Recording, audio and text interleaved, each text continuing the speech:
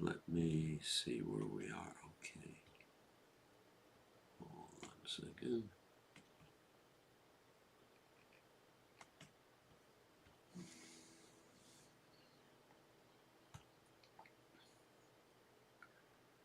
All right. We're ready to go. Today, all right. Today is the disappearance day of Jayadev Goswami. So we are going to chant the prayers that departed Vaishnavas in honor of Jayadev Goswami, and maybe say a few words before we go on to the Caitanya Bhagavat. All right.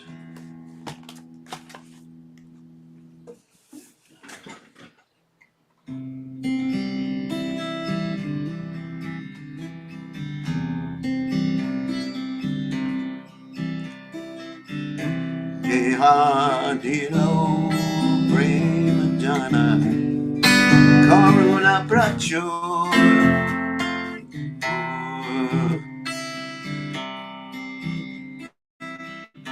Dehanilo Premanjana Karuna Prachur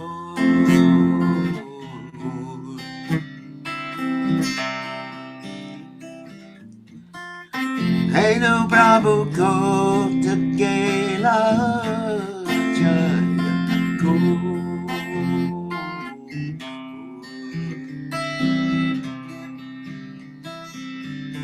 Kamola Sarupa Kalasana Chana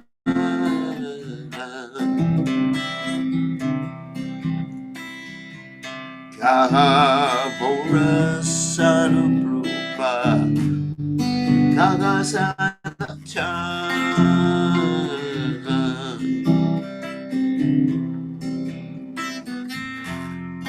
Kakata Suragunada Patita Bhava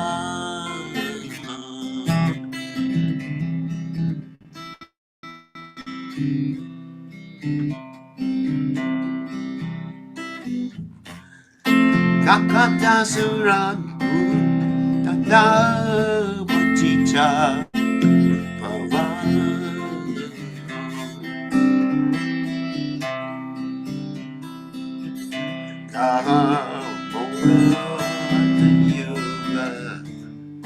Kakagavi Raj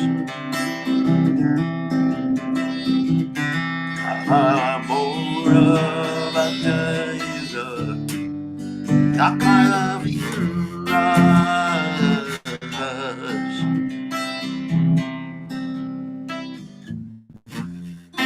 Ekakale Kota Kela Gora Atura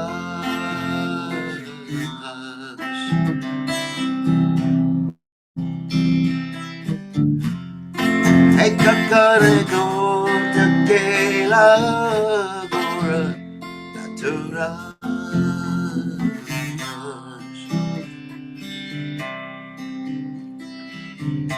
Ashane Kutibomata Anale Basibo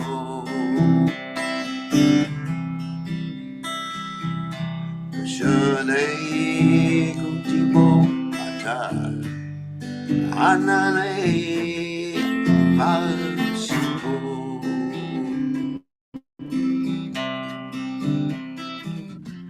Goranga Gole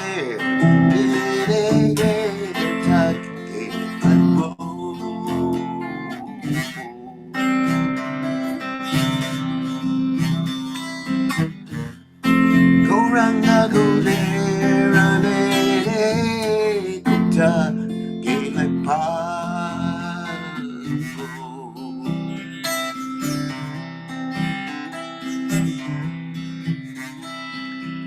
Se sabha sangira sange ye koilo hilas. Se sabha sangira sange ye koilo hilas.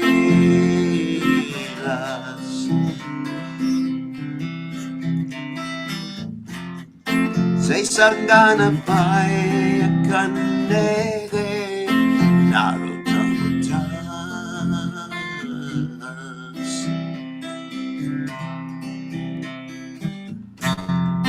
Se sangana pai kanege narutamutanas.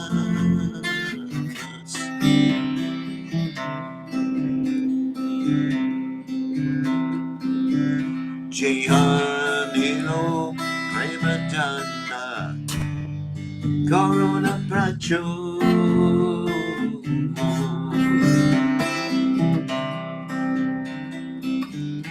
Jayanilo Premadana Corona Pracho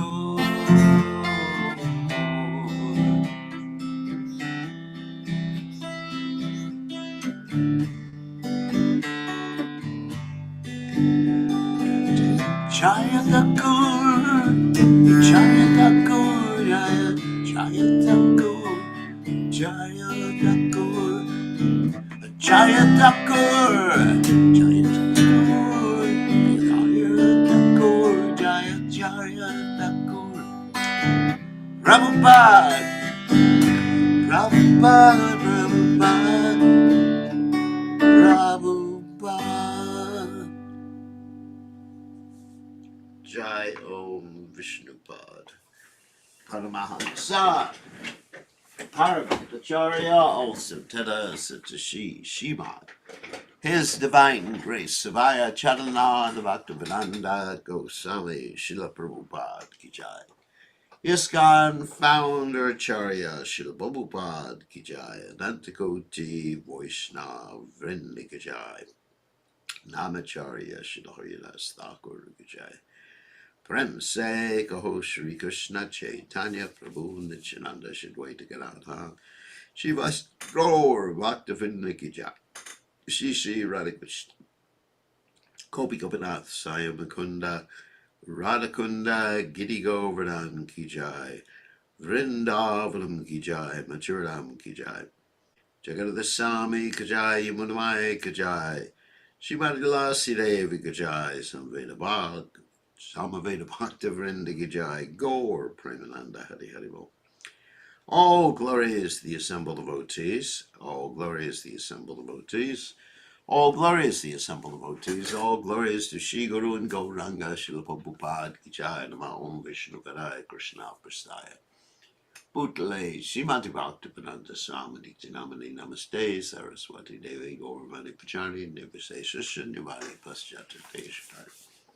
We will read the translation to this prayer to the departed Vaishnavas. You brought the treasure of divine love and was filled with compassion and mercy. Where is such a personality as Srinivasa Acharya gone? Where are my Swarup Damodar and Rupa Goswami? Where is Sanatan? Where is Raghunath Das, the savior of the fallen? Where are my Raghunath Bhatta and Gopal Bhatta? And where is Krishnadas Kaviraj? Where did Lord Gauranga, the great dancer, suddenly go? I will smash my head against the rock and enter the fire. Where will I find Lord Gauranga, the reservoir of all wonderful qualities? Being unable to obtain the association of Lord Gauranga, accompanied by all of these devotees, in whose association he performed his pastimes, Narottam Das simply weeps. So as I mentioned, today we are commemorating the disappearance day of Jayadev Goswami. So Jayadev Goswami, just in a nutshell, because we want to get to the Caitanya Bhagavat, Jayadev Goswami was responsible for composing the Gita Govinda. And he appeared sometime before Chaitanya Mahaprabhu. And so this Gita Govinda was one of Lord Chaitanya Mahaprabhu's favorite books, along with the books of Chandidas and Bilvamangal Thakur So this is a book that deals with very intimate pastimes about Radha and Krishna. Of course, within this Gita Govinda, you find the Dasha Avatar shlokas, one of which we chant every day, which is what? Tavakara, Kamala, Bharena, etc. to Lord Nrsimhadev. And in these Dasha Avatar shlokas, he firmly establishes the truth that Ete Changsa Kalakpumsa, Krishna is to Bhagavan Swayam. He's firmly established the truth that Krishna is the source of all the incarnations, because at the end of each shloka, he has the verse Keshavadrita Narahari Rupa, or Keshavadrita Shukara Rupa, or Keshavadrita Drita Haladar Rupa. In other words, Krishna, you are acting as half man, half lion. You're acting as Balaram. Krishna, you're acting as Lord Boar. Krishna, you're acting, all these different incarnations, the 10 main incarnations. So, of course, Krishna has unlimited incarnations, not just these 10 incarnations or appearances or avatars. Avatars would be more precise. So, or expansions, even more precise nomenclature. So, anyway, so he establishes that within a book that deals with the most intimate pastimes of Radha and Krishna. In fact, there's one famous story from his composing this Gita Govinda, and that story is as follows. Once upon a time, he was writing the Gita Govinda, and he thought of a particular verse. He was inspired to write it, in which it states that in order to appease Radharani, Krishna bows down and worships her feet. So, but he was thinking, how is this possible? Krishna is God. How is he going to worship anyone's feet? So he put down his writing and he thought, got to take a bath because, maybe that will clear my mind up. And so he tells his wife, I'm going, his wife's name is Padmavati, a very great pure devotee in her own right. So he tells his wife that I am going to take a bath. So he goes to the river to take a bath. And so when he goes to the river to take a bath, in the meantime, who comes to complete that particular verse shloka? That's Krishna in the guise of Jayadev Goswami. So he comes and he completes it. Krishna bows down to Radharani's feet, and then he takes some prasad from the hands of Padmavati. And Padmavati is just thinking she's serving her husband. So then Krishna in the guise of Jayadev leaves, and the real Jayadev comes back. And he says to his wife, it's time for prasadam, Priya. And she says, you just took my dear Pati Dev. And so then he says, what are you talking about? And she says, you took prasadam, and also you wrote in this book. So he goes to the book and he sees that verse has been completed. Then he really understands that it's Krishna who came in his guise, or disguised as him, and completed the verse, and Krishna took prasad. And then he offers respects to his wife and says, you are most fortunate you got a chance to serve Krishna directly, and I didn't get a chance to serve Krishna directly. So Jayadev Goswami is such a great devotee. He was the advisor in the court of Lakshman Sen. I mean, there's many, many stories about him. Just one story. The king of Puri one time became very envious and wrote a book that he called the Gita Govinda. And so there was some discussion, which Gita Govinda is bona fide, which Gita Govinda is better. And so it was resolved, let's put them both in front of Lord Jagannath.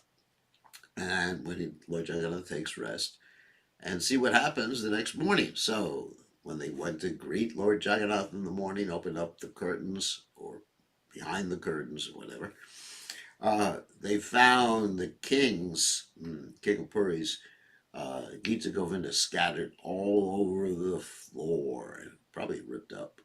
And they found Jayadev Goswami's Gita Govinda clutched to the deities, to Lord Jagannath's chest. And so this Gita Govinda is so famous that even the Mughal emperors They read this book. Even the Mughal emperors commissioned, like Akbar, commissioned printings, printings or whatever, however they did it by hand, with elaborate drawings inside the Gita Govinda.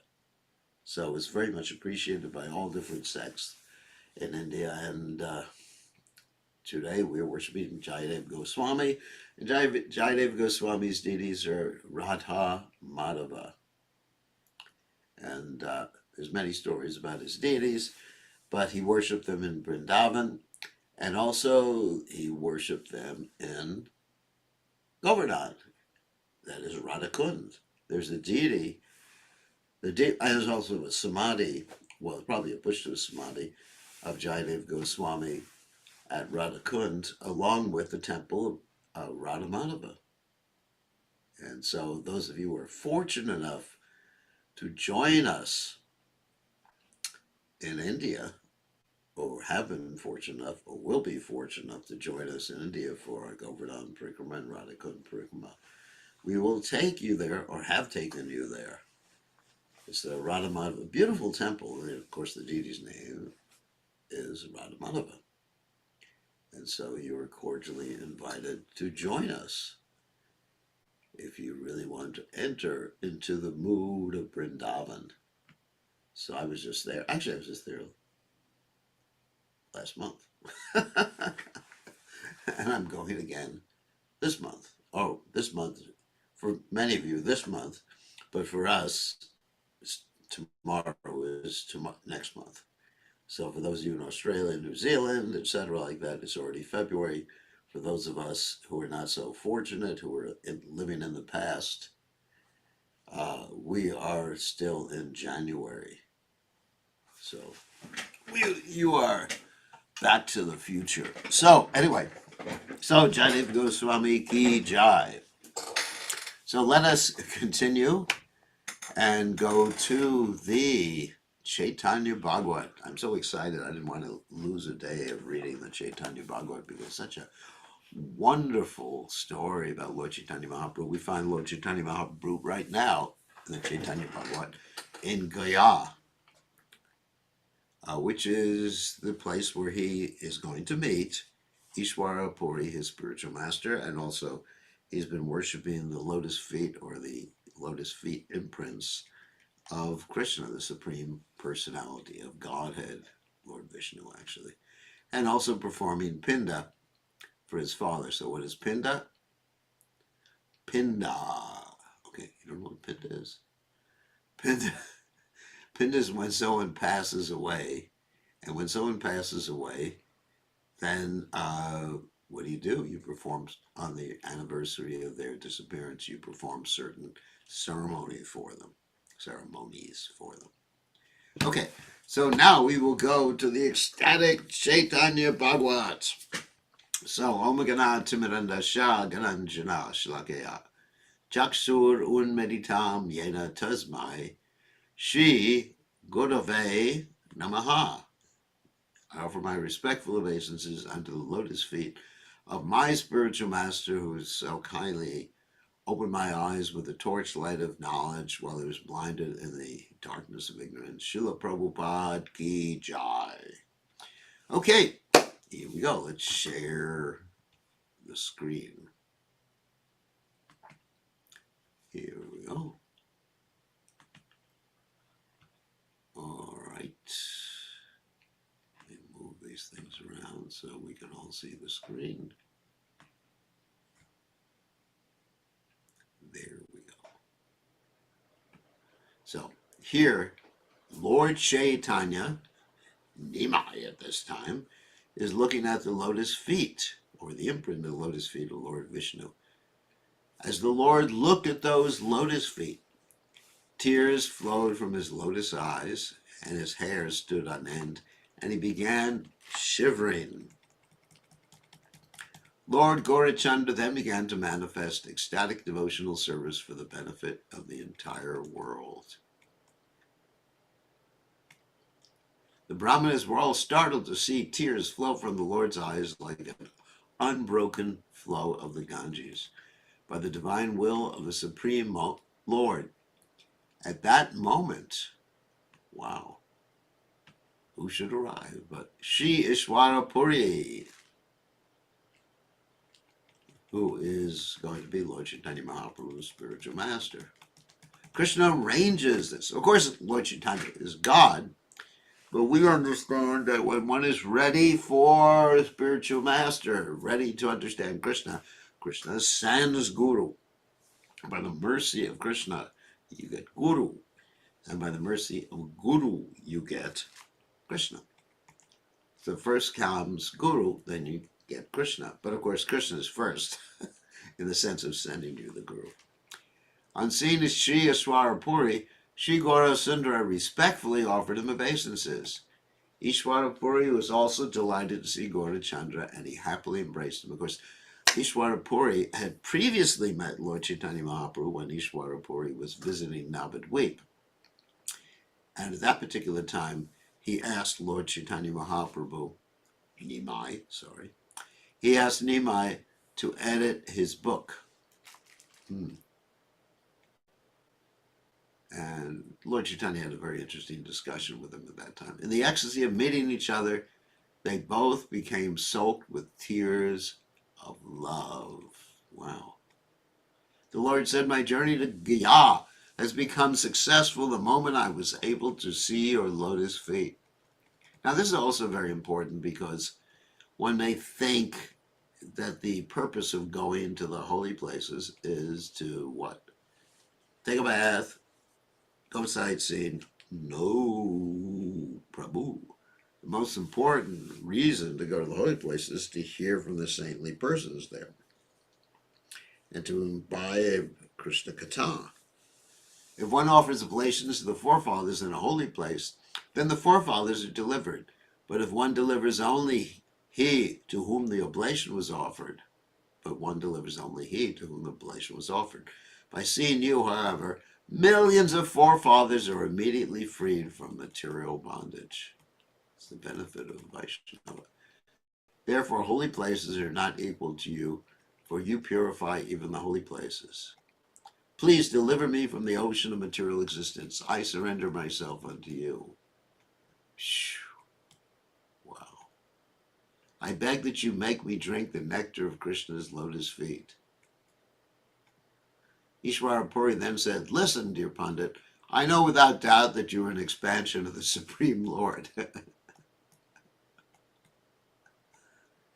Can anyone other than expansion of the Supreme Lord possess the extraordinary learning and characteristics that you have?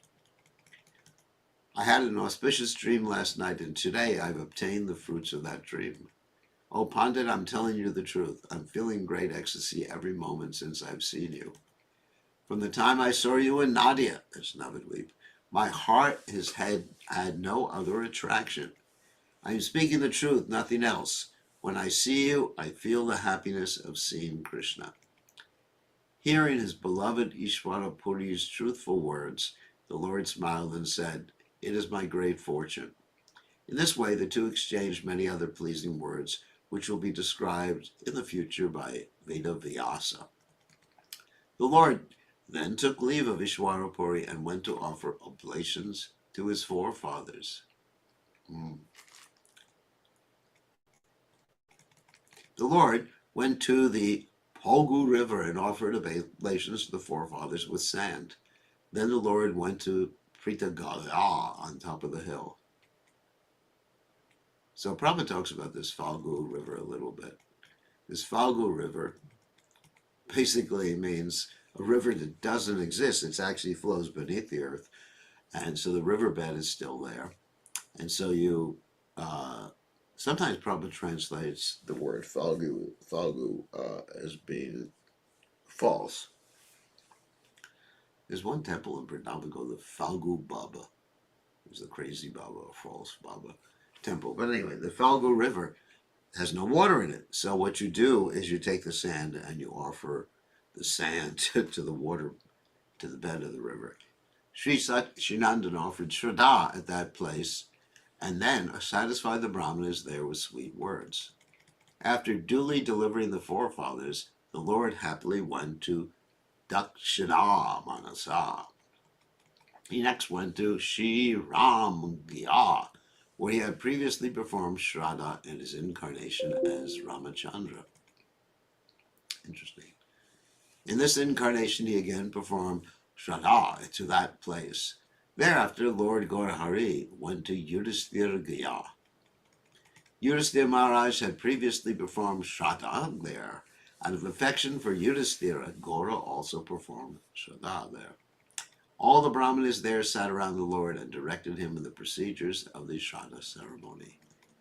As the Lord performed Shraddha and offered oblations in the water, all the resident Brahmins grabbed the offerings and ate them. This is interesting. All right, I have to read the purport. The word Gayali, derived from the Hindi word Gayala, refers to the Pandas of Gaya, the Brahmana priests or the residents of Gaya. In this verse, the extremely greedy nature of the Brahmana priests of Gaya is seen. In other words, he was making offerings to the forefathers and they just gulped them down. Sri Sachinanda, I was reading the Bengali, getting too excited. Sri Sachinanda smiled on seeing this, and thus the Brahmanas were freed from all material bondage, because they had eaten something offered by the Lord. The Lord then offered at Uttara Manasa. He then went to Bhima Gaya. Thereafter, the Lord performed the prescribed rites at Shiva Gaya, Rama Gaya, and finally Shodasha Gaya. While at Shodasha Gaya, the Lord faithfully offered Shraddha with 16 ingredients on behalf of all of his forefathers. Thereafter, the Lord took bath at the Brahma Kund and offered oblations at Gaya Shira. The Lord then personally worshipped Lord Vishnu's footprints with flower garlands and sandalwood paste. After completing his offerings of Shraddha and satisfying the Brahmanas at all the recommended places, the Lord returned to his room. After he took some rest, the Lord then sat down to cook.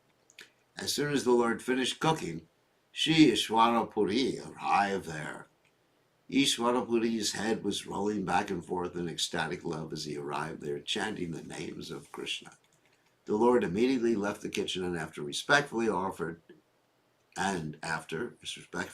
obeisances, he seated Ishwara Puri comfortably.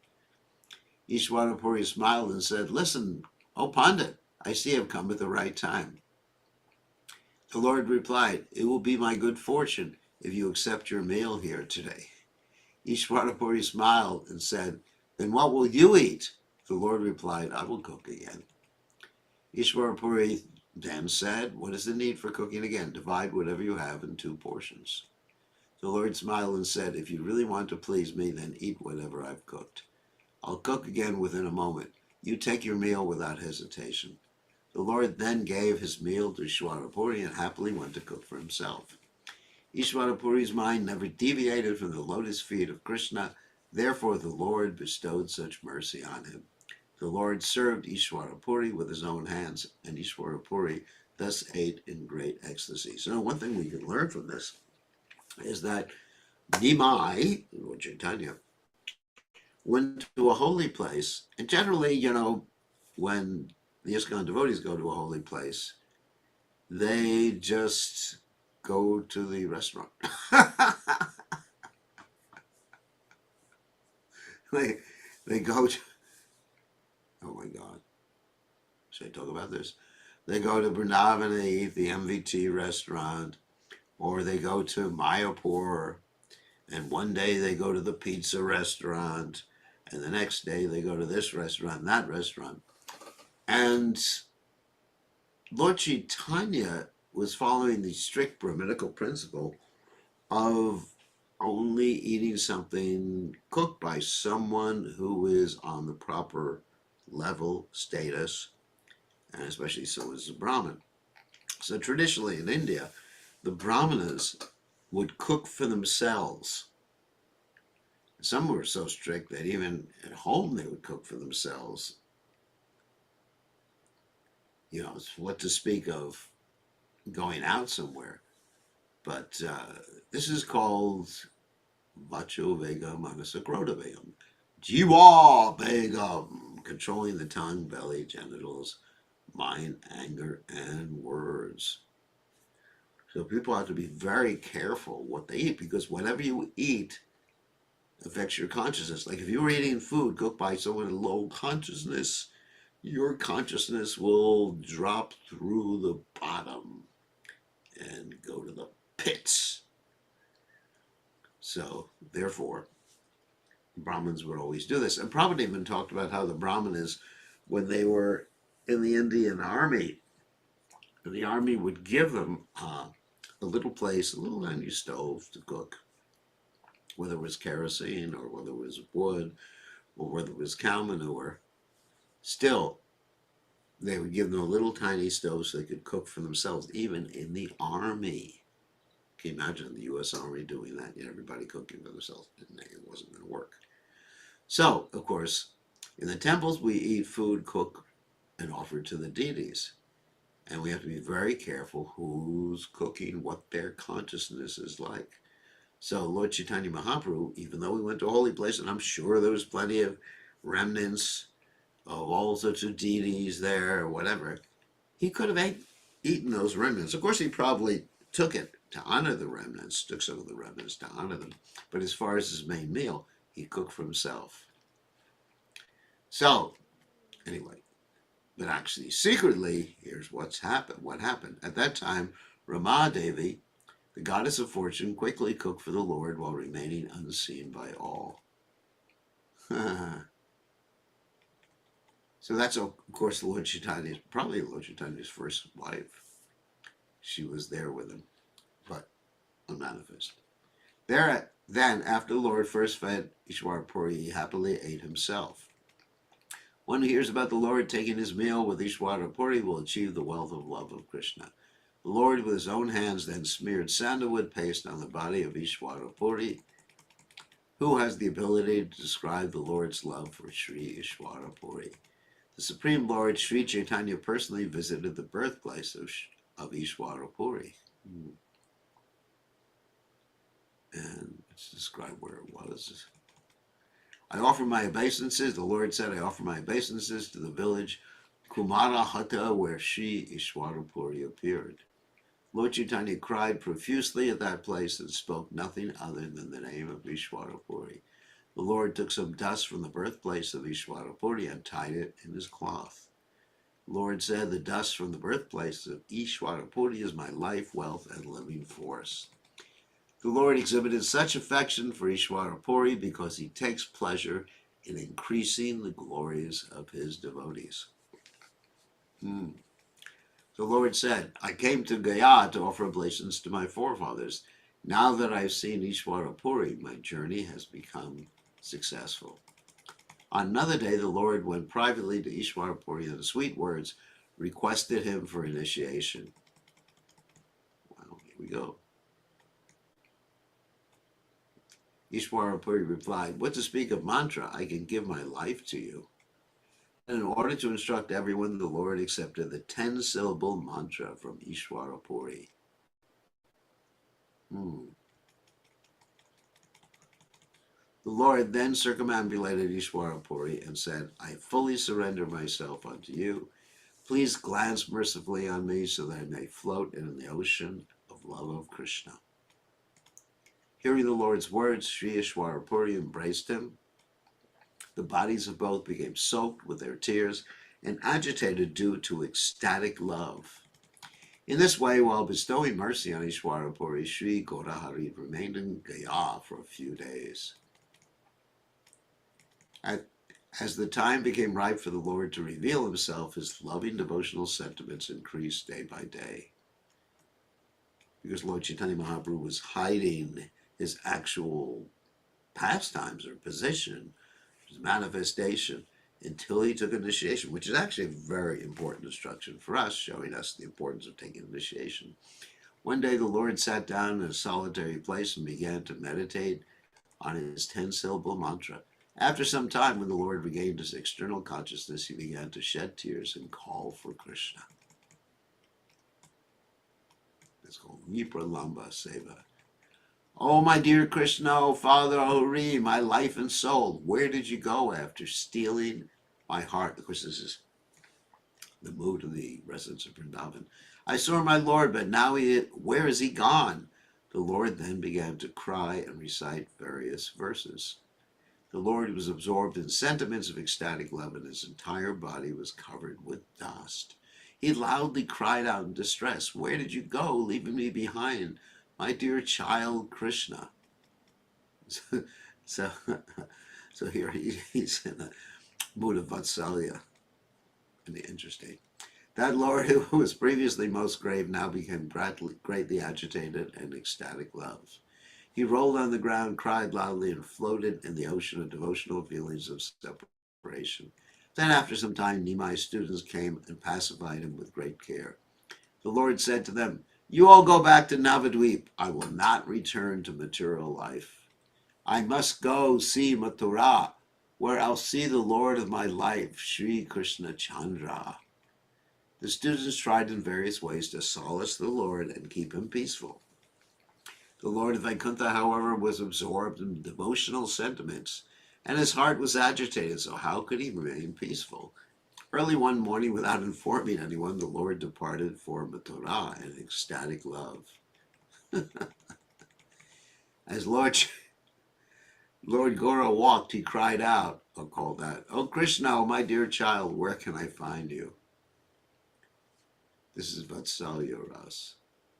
So, After traveling a while, the Lord heard a voice from the sky saying, "Oh Crest Jewel of the Brahmanas, don't go to Mathura now.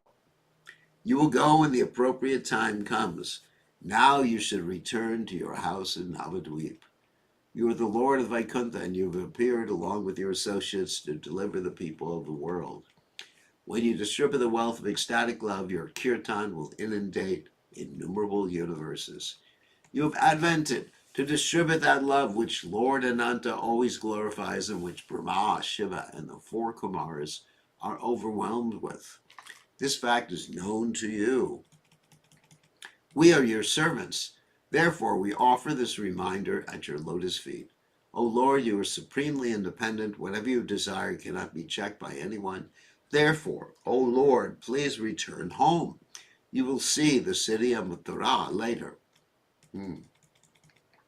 After hearing the voice from the sky, Sri Gaurasundara was satisfied and stopped his journey. The Lord returned to his room in Gaya and then took his students back to Navadvip, where he revealed the devotional service of Krishna. After Lord Gaurachandra arrived in Navadvip, his loving sentiments began to increase day by day. The topics of Adhikanda are thus completed. Please hear now the topics of Madhyakanda. So we're going to go into the next section. One who hears about the Lord's visit to Gaya will see Lord Gaurachandra in his heart. Wow! So we're all getting that blessing. We're going to see Lord Gaurachandra in our hearts. Wow! Thank you, Krishna. One who hears glorification of Krishna directly associates with Krishna and is never separated from him. Lord Nityananda has inspired me from within my heart to describe some of Lord Chaitanya's pastimes in this book. Only by his mercy am I able to write these narrations concerning Lord Chaitanya, for I have no independence whatsoever. Whatever I describe is only by the direction of Gaurachandra, just as a puppet dances only by the direction of the puppeteer. There's no beginning or end to the topics of Lord Chaitanya, yet somehow or other I am trying to glorify him. As there's no end to the vast sky, a bird only flies as far as it is able. There's a similar statement in the Caitanya Charitamrita by Krishnadas Kaviraj Goswami. In a similar way, there's no end to the glories of Lord Chaitanya, so a person can glorify him only as far as he is empowered. As the birds fly in the sky as far as their capacity allows, so the learned devotees describe the Lord as far as their realization allows. I offer my respectful obeisance under the feet of all the Vaishnavas, so that they may not consider my offenses. Well, Anyone who wants to cross the material ocean and merge in the ocean of devotional service must worship the lotus feet of Lord Nityananda. Nitai, Nitai. Since Sri Gaurasundar is the Lord of my Lord, I constantly hope he will bestow mercy upon me.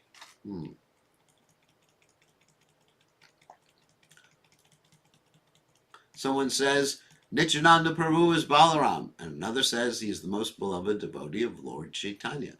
Someone else says he is a powerful personality, and another says we don't understand who he is. Someone may consider Nityananda a sannyasi. Someone may consider him a devotee, and someone may consider him a jnani. They may say whatever they like, even if Nityananda is a most insignificant servant of Lord Chaitanya. I would still keep his lotus feet in my heart. I therefore kick the head of any sinful person who disregards the glories of Lord Nityananda and dares to criticize him. Of course, in Caitanya Charitamrita, we have Krishnadas Kaviraj Goswami, who's staying with his brother, and his brother doesn't have faith in Lord Nityananda, and in fact offends one of the devotees of Lord Nityananda, Nili Ketan, Ramdas. He offends the devotee of Lord Nityananda, and therefore Krishnadas Kaviraj Goswami, Miniketana Ramdas. That's it, Miniketana Ramdas. And therefore, Krishnadas Kaviraj Goswami leaves home because his brother has become an offender. And then he goes to Vrindavan and he writes the Caitanya Charitamrita, having association with Raghunath Das Goswami and some of the other Goswamis there. So, all glories to Lord Nityananda. Keep reading that Bengali. All glories to Lord Nityananda, whose life and soul is Lord Chaitanya. Let me take shelter at your lotus feet. As your servant, let me sing the glories of Lord Chaitanya and let me accompany you birth after birth. As we mentioned before, Vrindavan Das Thakur was initiated by Lord Nityananda. Anyone who hears the topics of Lord Chaitanya described in the Adi Kanda will certainly attain his lotus feet. After taking leave of Ishwara Puri, Lord Gauranga returned home. Everyone in Navadvip was happy to hear of the Lord's arrival. They felt as if their life air had returned to their body. Accepting Sri Chaitanya and Nityananda Prabhu as my life and soul, I, Vrindavan Das, sing the glories of their lotus feet.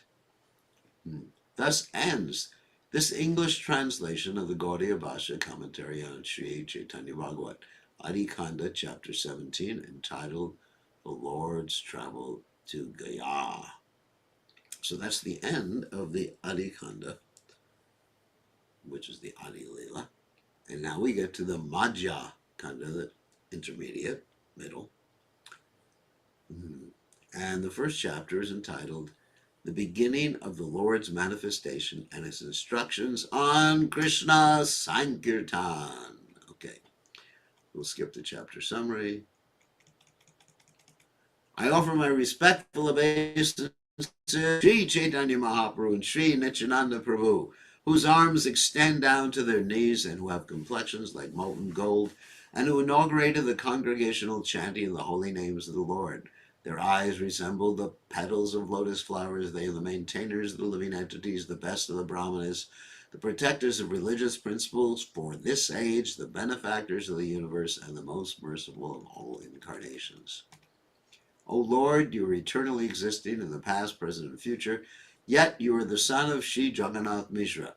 I offer my repeated obeisances unto you, along with your associates, your devotee servants, your sons, your Goswami disciples, or the process of devotional service, such as the congregational chanting of the holy name, and your consorts, who according to regulative principles refer to Vishnu Priya, who is Bhu Shakti, Lakshmi Priya, who is Sri Shakti, and Navadvip, which is Nila, Leela, or Durga, or who, according to devotional principles, refer to the two Gadadharas, Narahari, Ramananda, Jagadananda, and others.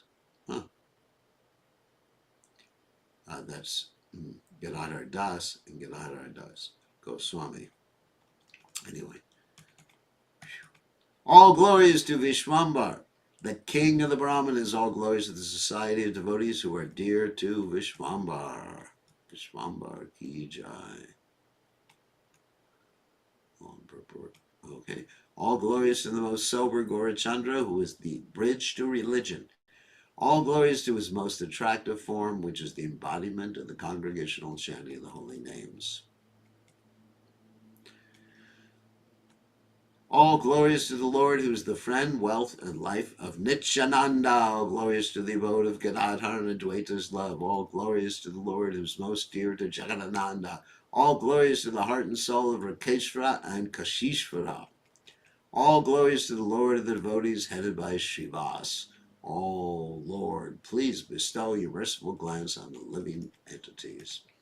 The topics of Majikanda are just like drops of nectar. Atheism will be vanquished from the heart of anyone who hears these narrations. Oh, dear brothers, please hear attentively the topics of Majikanda, wherein the inauguration of the Sankirtan pastimes is described. As soon as Sri Gaurasundara returned from Gaya, the entire city of Nadia was filled with the news. All the Lord's friends and relatives came running to see him. Some came early, some came in between, and some came later. The Lord spoke befittingly with everyone, and they all became jubilant on seeing Vishwambara. They all greeted the Lord and accompanied him home, where Vishwambara narrated topics of his pilgrimage. The Lord said, by the blessings of all of you, I have visited the abode of Gaya without any difficulty. The Lord spoke with such great humility that everyone became fully satisfied. Some persons placed their hands on the Lord's head and said, live a long life.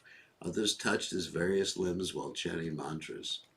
Some placed their hands on the Lord's chest and blessed him with the words, may Govinda bestow soothing, blissful mercy on you. The most fortunate Mother Shachi was filled with joy and forgot herself while seeing her son. The family of Lakshmi's father became most happy, and Lakshmi's distress was vanquished as she looked at the face of her husband. It's only not Vishnu Priya right now. All the Vaishnavas became pleased. Some of them immediately went to see the Lord. After the Lord humbly spoke with everyone, he bid them goodbye, and they all returned to their homes. The Lord then took a few devotees to a solitary place to discuss some confidential topics. The Lord said, "O friends, please hear about the wonders of Krishna I have seen. As soon as I entered the abode of Gaya, I heard the most auspicious sounds. Thousands and thousands of Brahmanas were reciting prayers from the Vedas. They said, come and see the holy spot where Lord Vishnu washed his lotus feet. When Krishna previously visited Gaya, he washed his feet at that place. The Ganges became glorious as a result of being touched by the lotus feet of the Lord, and Lord Shiva realized the glories of that water by holding it on his head. By the influence of the water that washed the lotus feet, the Lord's lotus feet, that place has become famous by the name Padodaka Tirtha. As soon as the Lord repeated the name of Padma, Tirtha, tears began to incessantly flow from his eyes. Eventually, the Lord lost all composure and began to cry profusely as he called out the name of Krishna. The flower garden became inundated with tears of love, and the Lord sighed deeply while chanting the name of Krishna. The Lord's entire body was decorated with hairs standing on end, and he was unable to remain still as his body began to intensely shiver. Shrimad Pandit and the other devotees all watched as the Lord cried out of intense love for Krishna. Tears of love flowed from the Lord's eyes in all directions as if the Ganges had appeared there. Everyone there was struck with wonder and thought, we have never before seen him like this. He must have received the mercy of Lord Krishna, or perhaps he has seen something wonderful on the way. After a short while, the Lord regained his external consciousness and began to speak to everyone present there. The Lord said, O friends, please return home today. I will tell you where to come so that we may meet tomorrow. I wish to tell you about my miseries in a solitary place.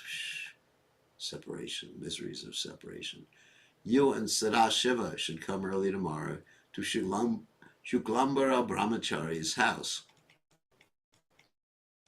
After speaking to everyone, Vishwambara bid them goodbye and then performed his duties. So we'll stop here. And what an ecstatic recitation. Not that I'm ecstatic, but this portion of the Caitanya Bhagavat is just completely ecstatical. So, all right, so you have a choice right now. Everyone's allowed to unmute yourselves. You can unmute yourself directly, raise your hand, and get permission from the teacher, that's me, to unmute yourself. Or you can type in the chat window if you have a question. So now is your opportunity. Does anyone want to take up a challenge? Or not challenge. Does anyone want to ask a question? Oh, no one.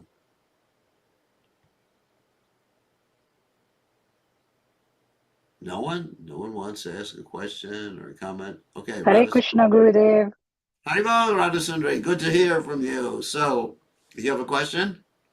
No, I don't have a question. I just wanted to tell you that I just was there about 2.5 weeks ago in Gaya. Ah. Yeah, I went everywhere. I saw the Lord Vishnu's feet, and there was water in that river actually. Oh, in the Falgu River. Yes. That's unusual. Yeah, it is. Usually there's no water. That means you got a real good blessing from Lord Chaitanya Mahaprabhu. Yeah. I saw where the place he got initiated, and we saw Lord Nishingadev. There's a nice deity of Lord Nishingadev there as well. Wow. You are so fortunate. The tree is still there where he took the initiation. It's so huge. Wow. Yeah. Well, actually, I went with Ved Vyas Priya Maharaj with his Very nice. tour group. Yes. That's very nice. You're very fortunate. Thank you. Yeah, I was very fortunate actually because I was listening to Shivaram Swami's a travel of Chaitanya Mahaprabhu. So that inspired me, and then this came up. Wow. Yeah, Right. we went a lot of places. Very, very fortunate. We went to Kanai Nachala, Ramakeli. Wow. All right, you're blessed. All right. Thank you, Thank you Gurudev. for sharing that. Thank you. Haribol.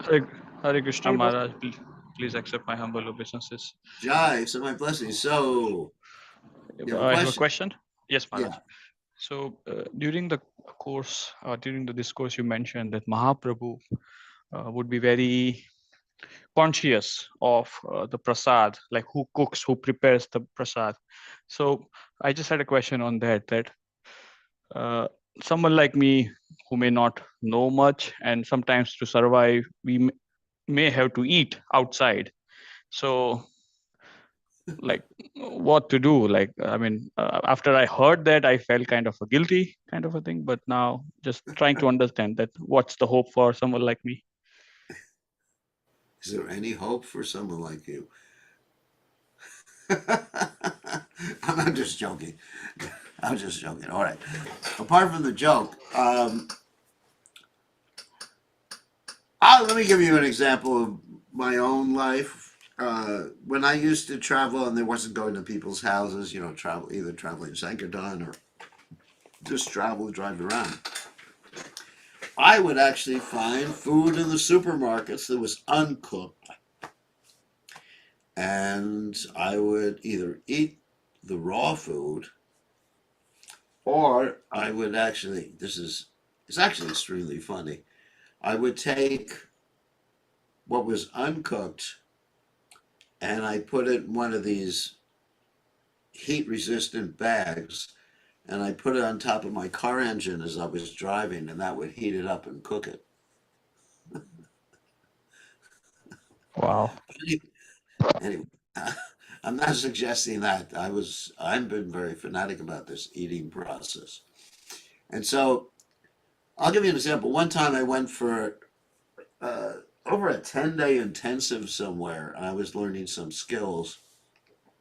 And so I just went to the supermarket, which was nearby every day, and bought uncooked food, yogurt. Then I was eating milk products, but yogurt and avocados and things like that, and I ate very, very nicely.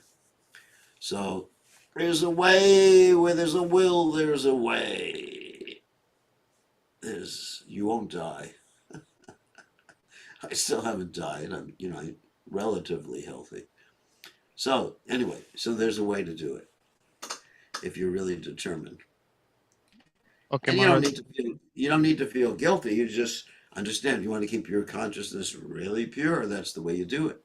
One of the methodologies. I mean, in addition to chanting the Hare Krishna Maha Mantra and reading Srimad Bhagavatam and associating with the devotees, really important, to do that. I mean, sometimes one may be at a business meeting or something like that, and then you have to just eat some salad or something like that, or whatever. But generally, it's not a problem, especially in America. There are so many supermarkets and things you can buy. You could just live on avocados and everything. Everything's there, vegetables and everything like that. I actually was healthiest when I was eating raw food. Okay. Yes, Maharaj. Thank you very much. Okay, just several written questions. It meant in the Chaitanya Bhagavat that the Lord called Krishna as his child. Why is it like that? As we know, Shigora has the bhava of Srimati Radharani. Then why he called out to Krishna's child? This is an interesting point.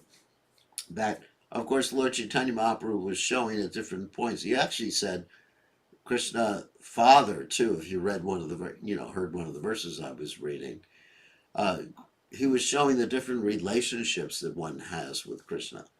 He was exhibiting that practically. And also, one who has a Radha Bhav has all the other rasas, or bhavs to be more precise, emotions, built into Radha Bhav. Sometimes the gopis, they feel some sort of parental concern for Krishna because Krishna's out there all day long pasturing the cows and he has bare feet and they're just like really upset and an anxiety and thinking that Krishna's lotus feet are so soft that they get burnt when they touch the chest of the gopis. So there is a parental aspect to it. So that's an interesting thing about all the different relationships. The bhavas that they contain the other ones. Okay, I don't know the 10-syllable mantra. It's different from the Maha Mantra. It's one of the Gayatri mantras. Lord Chaitanya was already chanting the Maha Mantra. All right, Haribod said, thank you for a nice class.